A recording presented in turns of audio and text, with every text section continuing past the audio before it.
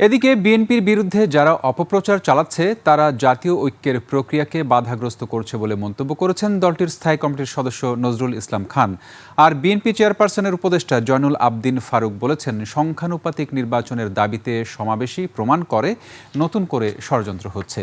রাজধানীতে পৃথক অনুষ্ঠানে এসব কথা বলেন তারা। বিস্তারিত জানাচ্ছেন মাহিলা ইসলাম। শেকড় থেকে শিখরে। ময়মনসিংহ দক্ষিণ জেলা বিএনপির নবগঠিত কমিটির উদ্যোগে শহীদ রাষ্ট্রপতি জিয়াউর রহমানের সমাধিতে শ্রদ্ধা নিবেদন করেন বিএনপির স্থায়ী কমিটির সদস্য নজরুল ইসলাম খান সহ দলের নেতাকর্মীরা। পরে সাংবাদিকদের নজরুল ইসলাম খান বলেন, শহীদদের আত্মত্যাগ তখনই পূর্ণতা পাবে যখন দেশের জনগণ তাদের ভোটাধিকার ফিরে পাবে।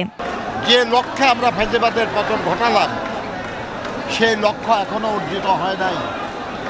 এখনো বাংলাদেশের জনগণ তাদের যে মৌলিক অধিকার, তাদের ভোটের অধিকার প্রয়োগের মাধ্যমে তাদের নির্বাচিত সরকার প্রতিষ্ঠা করতে পারে না।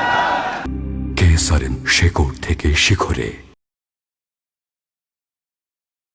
জাতীয় প্রেস ক্লাবে অপর এক অনুষ্ঠানে জয়নুল আবদিন ফারুক বলেন, ষড়যন্ত্র করতেই নতুন করে পিআর ছাড়া সংস্কার হবে না বলে দাবি করা হচ্ছে।